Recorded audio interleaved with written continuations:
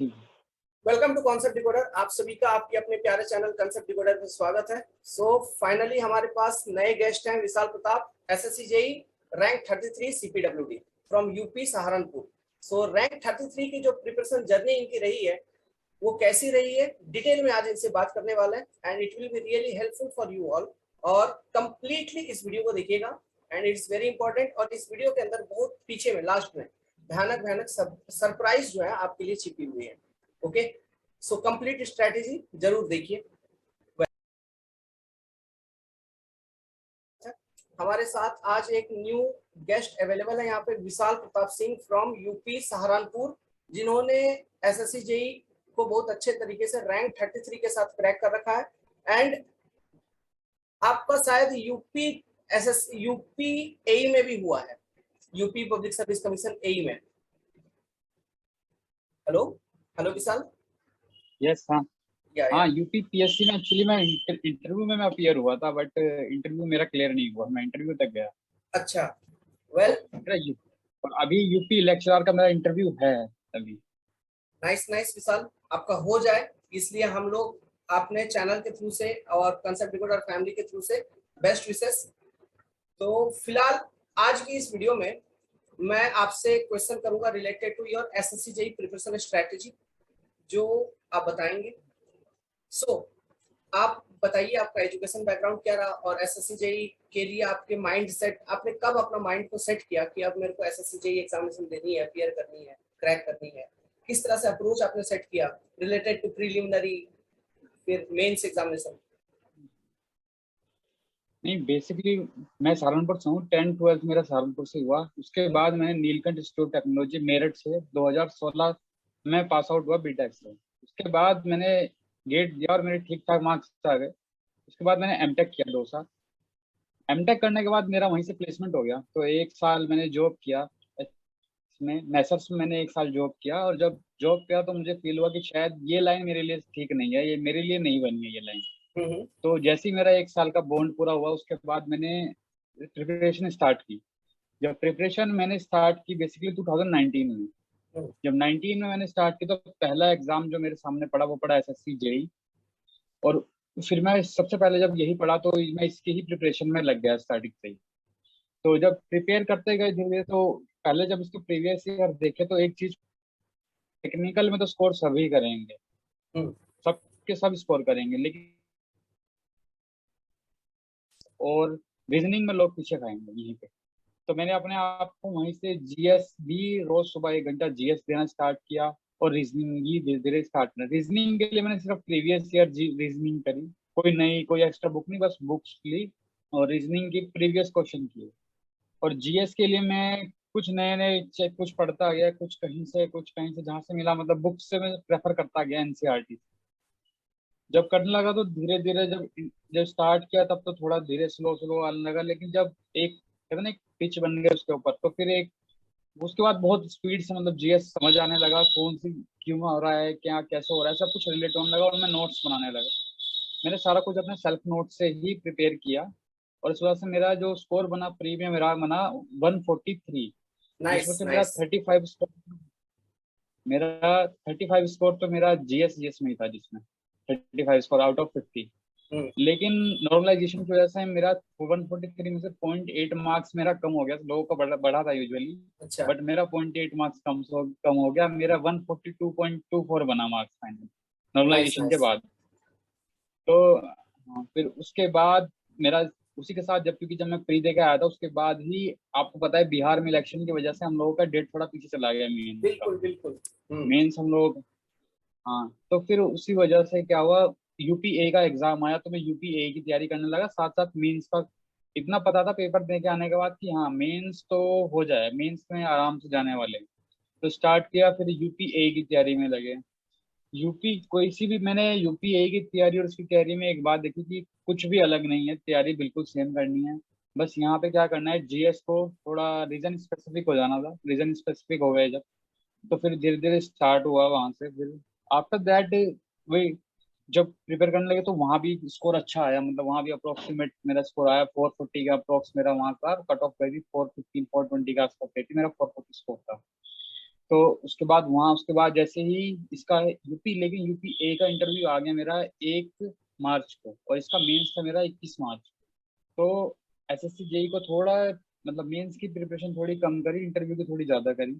But कहते हैं जैसा इंटरव्यू होता है, अनएक्सपेक्टेड था मेरा इंटरव्यू, काफी अनएक्सपेक्टेड हुआ उसमें। वहां से टेक्निकल कम और नॉन टेक बहुत ज्यादा हुआ। तो नॉन टेक होने की वजह से, बहुत ज्यादा होने की वजह से, जो क्या हुआ, मेरा इंटरव्यू, मेरा स्कोर काफी अच्छा नहीं आया। इंटरव्यू में स्कोर मेरा सिर्फ 55 या 56 मार्क्स का, ऐसे ही था। तो मतलब उस वजह से फाइनल जो मेरी कट ऑफ, फाइनल जो मेरे मार्क्स बने, उस वजह से मेरा 7 नंबर से मेरा फाइनल सिलेक्शन रुक गया यूपीए में। लेकिन फिर, क्योंकि इंटरव्यू खराब होता है, आपको पता लग जाता है कि आपका खराब हुआ है, वो सामने है आपके। तो फिर उसके लिए फिर जो नेक्स्ट 20 डेज थे, मैंने डिवोट कर दिया एसएससी जेई को। और उस वजह से मेरा रैंक बन गया सिविल ब्रांच में, अगर मैं देखूँ तो ऑल इंडिया रैंक 30, और ओवरऑल देखो सीपीडब्ल्यूडी में 33। Good luck. एंड 33 रैंक लाने की जर्नी बहुत आसान नहीं होती है। सो अभी हम लोग चर्चा करेंगे। वेल, आपकी जैसे आपने बताया प्रिलिमिनरी में आपका एसएससी में आपका था 142 के अप्रॉक्स, है ना?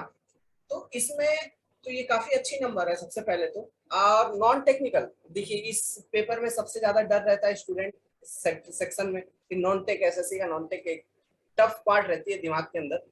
तो आपने वो 35 नंबर जो लाया, इसमें आपका प्रॉपर स्ट्रेटेजी क्या था, सब्जेक्ट सिलेक्शन क्या था, है ना? मतलब आपने नोट्स बनाए अगर? बिल्कुल। नहीं, मैंने एक बार पहले क्या किया, मैंने जीएस को पहले स्टडी किया कि जीएस में आ क्या रहा है। एक चीज देखिए, पॉलिटी जो है फिक्स है, फिक्स रहेगी, और हमेशा 8 से 10 मार्क्स की आ रही है। हम्म, तो सबसे पहला मेरी प्रायोरिटी थी कि उसे कंप्लीट करूँ। हिस्ट्री और ज्योग्राफी क्या है, बहुत ज्यादा वाइड है, उसे कवर आप पूरा कवर नहीं कर सकते कहीं भी। 10 क्वेश्चन आएंगे, 8 या 7, उससे मैक्सिमम आप सही नहीं कर। और हिस्ट्री ज्योग्राफी के साथ भी यही दिक्कत दिक्कत है। लेकिन वर्ल्ड ज्योग्राफी कम आती है एसएससी जेई में, इंडियन ज्योग्राफी ज्यादा आती है। बिल्कुल। तो मेरा मेन फोकस इंडियन ज्योग्राफी पे ही था। और एक चीज होती है करंट अफेयर्स। करंट अफेयर्स के लिए करंट अफेयर्स के मैंने कुछ खास ज्यादा नहीं किया, बस ये हुआ जो यूट्यूब पे वीडियोस आते हैं, 6 मंथ का करंट अफेयर, 3 मंथ का करंट अफेयर, ऐसे लगभग 5-6 वीडियो देख लिए। तो करंट अफेयर्स मेरा अच्छा बन गया था। करंट अफेयर अगर मैं मानता हूँ 8 करीब क्वेश्चन थे, तो मेरे 6 क्वेश्चन उसमें सही थे, 2 क्वेश्चन में छोड़ के आता जो मुझे पता नहीं। हम्म, क्योंकि नेगेटिव मार्किंग जो होती है, जिसे नहीं पता है उस पर मार्क नहीं करना है। जीएस में पता है तो ठीक है, नहीं पता है तो नहीं पता है। बिल्कुल। तो आपका इस तरह से आपका 35 नंबर वेरी गुड नंबर, ये आप भी अचीव कर सकते हैं, no doubt. Okay, nice. Reasoning के लिए आपने क्या किया? रीजनिंग के लिए मैंने कुछ नहीं कहा, मैंने एसएससी के जो कोई भी नॉन टेक पेपर आते हैं, उन हम्म, सब पेपर्स को डाउनलोड कर लिया। बस उनकी मैं, उसमें जो रीजनिंग आती है, एसएससी चाहे एमटीएस हो गया, सीजीएल हो गया, इन सबकी सीजीएल के कम लगाए, एमटीएस और एसएससी जेई के ज्यादा पेपर लगाए, इनकी रीजनिंग लगाई, बस सफिशिएंट था वो। क्योंकि इस बार रीजनिंग आपने एक चीज देखी होगी, टाइम टेकिंग थी, टफ नहीं थी, टाइम हाँ टेकिंग थी। टाइम टेकिंग थी इस बार। टाइम के साथ सबसे बड़ी, तो मेरा, मुझे पहले से एक चीज मन में डिसाइड थी कि क्योंकि मेरा मेन जो मुझे सिलेक्शन कराएगा, मुझे पता है जीएस मुझे आगे खींचेगा, लेकिन सिलेक्शन मेरा टेक्निकली कराएगा। तो 1 घंटा, लास्ट का 1 घंटा मैं फिक्स करके बैठा बैठा था कि मुझे लास्ट का 1 घंटा जो है टेक्निकल को ही देना है। शुरुआत के 1 घंटे में मुझे रीजनिंग और जीएस जीके सब खत्म कर देना है वो। बिल्कुल बिल्कुल। तो ये मेरा डिसाइडेड था। लेकिन वहां पर पहली बार अनएक्सपेक्टेड कुछ आया जीएस में, इस बार आया तो वो थोड़ा गलत हो गया, मुझे रीजनिंग पूरी मैं कंप्लीट नहीं कर पाया। हम्म, वेल, फिर भी रीजनिंग में आपका क्या नंबर बना था लगभग अप्रोक्सीमेटली? अप्रोक्सीमेटली मेरा बना था इसमें 34 के अप्रोक्स। 34 इस बार लेंदी थी रीजनिंग। वेल, लेकिन आप फिर भी अगर रीजनिंग के अंदर आप किरण का एसएससी जेई वाला, सीजीएल वाला, एमटीएस वाले इन सब चीजों को सॉल्व करते हैं तो फिर भी आपको अच्छी नंबर आ जाएगी रीजनिंग के अंदर। बिल्कुल। टेक्निकल, अब मेन चीज जो होती है एसएससी जेई में, आपको भी पता है, मालूम है कि टेक्निकल 500 में से 400 नंबर केवल टेक्निकल टेक्निकल रहता है ना? तो अब इसके बारे में बताइए कि मैंने आपको टेक्निकल। वही तो कहा ये। जी। बिल्कुल। टेक्निकल का अप्रोच मैं क्या रहा प्री और मेंस के लिए आपका? आपने कैसे टाइम, अपना टाइम शेड्यूल कैसे बनाया हुआ था प्रिपरेशन के दौरान? इन सब चीजों के ऊपर भी, मेंस में राइटिंग कैसे आपने किया, है ना? इन सब चीजों के ऊपर भी थोड़ा बताइए। देखो सर, स्टार्टिंग में मेरे, जब मैं प्री के लिए करूँ तो प्री के लिए जब मैंने देखा तो सबसे पहले मैंने क्या किया, प्रीवियस पेपर्स का एनालाइज किया कि कौन सा सब्जेक्ट की वेटेज सबसे ज्यादा आ रही है। जैसे मैंने वेटेज देखा तो लास्ट के 3 ईयर्स देखे तो उसमें सॉइल मैकेनिक्स, इन्वायरमेंट, सर्वे, बीएमसी, ये 4 सब्जेक्ट के अकेले 40 नंबर की वेटेज लेके बैठे थे। सबसे पहले करा इन 4 सब्जेक्ट को कंप्लीट करना है पहले तो। इन 4 पे बाकी सब जो सब्जेक्ट थे 5 6 के बीच में ही थे, लेकिन बीएमसी, इन्वायरमेंट, सॉइल मैकेनिक्स और सर्वे, ये 4 सब्जेक्ट के 40 से 45 नंबर खींच रहे थे, तो पहले इनको कवर किया। उसके बाद और सब्जेक्ट पे गया जब इन पूरी कमान बन गई, पहले यही कवर की। ओके, और क्वेश्चन प्रैक्टिस वगैरह? क्वेश्चन प्रैक्टिस के लिए तो सर उसके लिए तो मैंने काफी टेस्ट सीरीज ले रखी थी, मैंने 2 3 जगह से। उसको वो मैंने वहीं से करी थी टेस्ट सीरीज। टेस्ट सीरीज तो मैंने बहुत सी ली, मतलब शायद मुझे लगता है प्रीलिम्स के लिए मैंने 5 या 6 टेस्ट सीरीज ली। वो सब मैं लगाता ही था क्योंकि मैं काफी पहले से प्रिपरेशन स्टार्ट कर दी थी काफी पहले से। तो प्रीलिम्स के लिए test series question solving is important. आप प्रीवियस पीवाईक्यू को भी सॉल्व करिए, आप यूथ वाले सॉल्व करिए, गुप्ता वाले सॉल्व करिए, यहाँ से भी आपको गुड परसेंटेज ऑफ क्वेश्चन मिल जाएंगे। क्वेश्चन सॉल्विंग मतलब कंसेप्ट बिल्डिंग करना होता है ना। तो आप टेस्ट सीरीज के माध्यम से सॉल्व करिए या फिर पीवाईक्यू सॉल्व करिए, दोनों ही आपको बहुत अच्छे तरीके से वर्कआउट करेगा। टेस्ट सीरीज बस आपका सेल्फ एनालिसिस है कि आप कहाँ पर हो, आप कहाँ गड़बड़ कर रहे हो, वो आपका सेल्फ एनालिसिस करने के लिए टेस्ट सीरीज बनी है। वो आपको कुछ नया नहीं सिखाएगी, वो आपको सिर्फ एनालाइज कराएगी कि आप कहाँ लाई कर रहे हो, कैसे तैयार कर रहे हो, किस पॉइंट पे आप वीक हो, कहाँ पर आप स्ट्रॉन्ग हो। जैसे स्टार्टिंग में जब मैंने स्टार्ट किया तो मेरे स्टील के क्वेश्चन मेरे बहुत गलत होते थे, तो मुझे इस बात से पता लग गया स्टील मुझे ज्यादा पढ़ना पड़ेगा, देना पड़ेगा, कुछ बुक्स को मुझे रेफर करना पड़ेगा। जैसे मैंने कुछ बुक्स को रेफर किया स्टील के लिए स्टार्टिंग में, कौन से तो बुक वहाँ फॉलो मतलब किए थे इन चीजों आपने? को पता होंगे कैसे से कौन से बुक फॉलो किए थे स्टील के लिए? एस के दुग्गल। एस के एस के दुग्गल बहुत अच्छी किताब है एस के दुग्गल। आप एस के दुग्गल को फॉलो कर सकते हैं, एस एस भावी घाटी को फॉलो कर सकते हैं, है ना। वो भी अच्छी किताब है, शॉर्ट शॉर्ट एंड कंसाइज में रहती है। वेल, मेंस में आपका राइटिंग कैसा रहा और आपने किस तरह के क्वेश्चंस को पहले अप्रोच किए? थ्योरेटिकल क्वेश्चंस को या फिर कन्वेंशनल क्वेश्चंस के ऊपर जो न्यूमेरिकल वाले पार्ट थे उस पे ज्यादा मेन फोकस किया, या थ्योरेटिकल अप्रोच आपने पहला डिसाइड किया? तो एक बात तो मुझे क्लियर थी कि थ्योरी पेपर जितने भी होते हैं, थ्योरी में आपको मार्क्स ज़्यादा नहीं मिलते हैं, आपको मार्क्स मिलते हैं न्यूमेरिकल में। न्यूमेरिकल। तो अगर आप जितना ज़्यादा न्यूमेरिकल आप अटेम्प्ट करोगे उतनी ज़्यादा आप स्कोर हाई करोगे। तो सबसे पहले मेरी अप्रोच यही थी कि मैं उन सेक्शंस को चूँ कि जिसमें मेरे क्या नाम है न्यूमेरिकल ज़्यादा हूँ। और ये क्या तो गॉड गिफ्ट कर लो या कुछ कर लो कि मेरे न्यूमेरिकल्स ज़्यादा मुझे अच्छे लगते भी हैं करना, पसंद मुझे न्यूमेरिकल करने ज़्यादा, थ्योरी ज़्यादा मुझे न्यूमेरिकल करना पसंद है। तो मैंने न्यूमेरिकल ही प्रेफर किए। उसके लिए सबसे पहले मैंने जब मेंस की स्टार्टिंग तैयारी करी, सबसे पहला मेरा सब्जेक्ट जो मुझे कवर करना था वो था सॉइल मैकेनिक्स। दूसरा उसके बाद जो मैंने कवर किया स्ट्रक्चर, क्योंकि स्ट्रक्चर का एक क्वेश्चन आता है, वो बड़ा क्वेश्चन आता था हर बार से पहले से ही आ रहा था। और फिर सोम, S F D, B M D, कुछ चीजें जो है जो फिक्स हैं। S F D B M D इस बार भी आया है, पहले भी आता था और अगले पेपर में अगले मेंस में भी बिल्कुल आएगा। बिल्कुल, वो फिक्स है, वो सब आती है। फिर आरसीसी में जैसे स्लैब या फिर फुटिंग में से कोई ना कोई एक क्वेश्चन वो लोग डालेंगे। सिंगली रिइंफोर्स्ड, डबली रिइंफोर्स्ड से डिजाइन डालते ही डालते हैं। तो ये सब कुछ कुछ क्वेश्चन फिक्स रहती है बिल्कुल। एनवायरनमेंट से भी कुछ वो क्वेश्चन फिक्स डालेंगे वो। रहती है। हाँ, इन्वायरमेंट से भी कुछ, लेकिन इन्वायरमेंट से कुछ क्वेश्चन होते हैं, टिकलिंग फिल्टर हो गया या फिर उन सब के क्वेश्चन हो गए, या वाटर डिमांड का क्वेश्चन हो गया, बिल्कुल। या हाँ पाइप का हो गया, ये सब क्वेश्चन आपको मिलेगा ही मिलेगा वहाँ। बिल्कुल। तो आपने न्यूमेरिकल अप्रोच माना, मतलब पहले आपने न्यूमेरिकली अप्रोच किया, है ना। आपका लैंग्वेज क्या था? पहले न्यूमेरिकल। मेंस राइटिंग का लैंग्वेज क्या रहा? Complete English? English English nice nice. English. Actually क्या ये लैंग्वेज के ऊपर इसलिए हम बात कर रहे हैं अभी, क्योंकि बहुत सारे स्टूडेंट मिक्स लैंग्वेज में लिख देते हैं। तो मिक्स्ड लैंग्वेज में लिखने के कारण एसएससी जेईई में आपको नंबर नहीं मिलते हैं। ओके, तो इस कंफ्यूजन में नहीं हाँ, रहिएगा। ये कॉपी के फ्रंट पेज पे अगर आप पढ़ेंगे, अगर आप कॉपी के फ्रंट पेज पे इंस्ट्रक्शन पढ़ोगे तो वहाँ साफ लिखा हुआ है मिक्स लैंग्वेज अलाउ नहीं है। आपको 2 ऑप्शन लिखा होगा, हिंदी या इंग्लिश, आपको एक बस चूज बस, करना ही है। बिल्कुल। हाँ उसके के अकॉर्डिंग आपकी डिस्ट्रीब्यूट होगी कॉपी। बिल्कुल। या फिर आप हिंदी यूज करिए या फिर कंप्लीटली इंग्लिश ही यूज करिए। और कंप्लीट हिंदी यूज करना बहुत मुश्किल है। और अगर आप मिक्स लैंग्वेज में पढ़ाई कर रहे हो तो आपको थ्योरेटिकल पोर्शन राइटिंग के लिए आप पॉइंट टू पॉइंट लिखिए एग्जामिनेशन में, और कंप्लीट इंग्लिश में ही लिखिए। कम पॉइंट लिखिए थ्योरी, लेकिन इंग्लिश में लिखिए, आपको उसमें बेटर नंबर मिलेगी। और मेंस क्लियर होने का चांसेस भी होगा। आपका मेंस में ओवरऑल मार्क क्या था विशाल? मेरे mains marks 239 out of 300। Very good, very good, ये कमाल कर दिया आपने, 239 आउट ऑफ 300।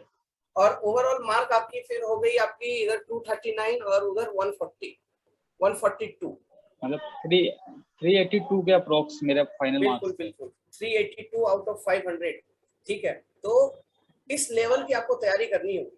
और ऑन एन एवरेज अगर आप स्टूडेंट हैं तो अगर आपको बस एक सिंपल जॉब चाहिए तो 320 330 मिनिमम आपको उतना स्कोरिंग करना ही पड़ेगा, है ना? जी। वेल। और आप बताइए, और कुछ आप बताना चाहते हैं कि आपके जो फॉलोअर्स हैं, जो स्टूडेंट्स हैं, जो आपको देख रहे हैं यहाँ पे अभी, है ना, उनके लिए कोई स्पेशल गाइडेंस, कोई स्पेशल मोटिवेशन? बस एक ही वे से गिव अप नहीं करना है, प्रिपरेशन स्टार्ट रखनी है। अब इस एग्जाम में नहीं तो अगले में तो किसी और में, अगर आप प्रिपरेशन कर रहे हैं तो किसी ना किसी एग्जाम में आपका हो ही जाएगा। बिल्कुल जब मैं साइड पे था तो मेरे मन में था कि मेरे को करना है। तब जब मन में लगता है अगर जॉब छोड़ के करूंगा तो कुछ होगा नहीं होगा, तो फाइनली एक डिसीजन लिया कि हाँ छोड़ के करना है। अब किया तो हो गया। अगर मैं भी वहीं पे सोचता रहता कि नहीं यार बहुत रिस्क है, नहीं करना है, यहीं पे रहना है, तो शायद मैं वहीं पे ही रह जाता। बिल्कुल तो इसके लिए ऐसा है कि अगर आपको एक सबसे पहले तो डिसीजन लीजिए कि आपको करना क्या है। ऐसा नहीं है 2 साल चलो 2 पेपर में नहीं हुआ, 3 पेपर में फिर छोड़ के आप वापस चले गए, इस लाइन को ही छोड़ दिया। अगर आपको सिलेक्शन लेना है तो टिकना पड़ेगा, कंपटीशन है तो, लेकिन आपको प्रिपरेशन भी फिर उस लेवल की करनी पड़ेगी। और वो कोई और नहीं करेगा, आप ही करेंगे। और अगर आप करेंगे तो आपका सिलेक्शन होगा। पेशेंस, है ना, धीरज, धीरज धरिए, धीरज, छोटे छोटे बातों पे धीरज आपको नहीं हारना है, धीरज बनाए रखो तो सिलेक्शन होगा, है ना? होगा ये ही होगा। इनका कहना है बिल्कुल, और ये जरूरी भी होती है। और मैं आप सबको एक इंफॉर्मेशन दे देता हूँ, अगर आप एसएससी जेई के लिए तैयारी कर रहे हैं and if you want any guidance from mister Vishal Pratap, then you must join our channel, subscribe here, क्योंकि विशाल जी हैं, आगे चल के आपको यहाँ पे आएंगे, आपको technical subjects, non technical subjects जो भी आपके एसएससी जेई वाले हैं वो सारे आपको ये पढ़ाने वाले हैं, है ना? So if you are a student and attempting next SSC JE, then अभी से आप सब्सक्राइब कर लीजिए। और आपका कोई भी डाउट है related to your preparation strategy, अगर और आप डिटेल स्पेसिफिक वे में जानना चाहते हैं, देन इस वीडियो के कमेंट में आप कमेंट कर दीजिए। बहुत सारे लोग हैं जो बहुत डेडिकेटली वर्कआउट करते हैं and they finally get selected in competitive examination. Dedication is important. अगर आप लगातार काम नहीं करोगे, वर्कआउट नहीं करोगे, सब्जेक्ट को बहुत अच्छे तरीके से नहीं करेंगे तो बहुत मुश्किल होगी। आप यहीं पर देखिए, आपके सामने एग्जांपल है बेस्ट विशाल प्रताप, इन्होंने मेंस में कितना बढ़िया स्कोरिंग किया है, प्रीलिमिनरी पार्ट में कितना बढ़िया स्कोरिंग किया है। तो वो स्कोर लाना एक ड्रीम होती है सभी की। मैं आपको बता दूं, rank 33 all over India, central public work department CPWD, it is not very easy to get. इसके लिए बहुत डेडिकेशन, बहुत मेहनत चाहिए आपको, और बहुत श्रद्धा पूर्वक मेहनत करनी होती है। वेल, तो यही बात रही, और आप आए यहाँ पे, गाइडेंस दिया, thank you very much for that, and hope कि अच्छा भी लगा होगा बच्चों को, एंड आपके करियर के लिए in future best wishes from my side personally and our thank Concept Decoder family. Okay thank Vishal, good luck. You. Thank you. ठीक है।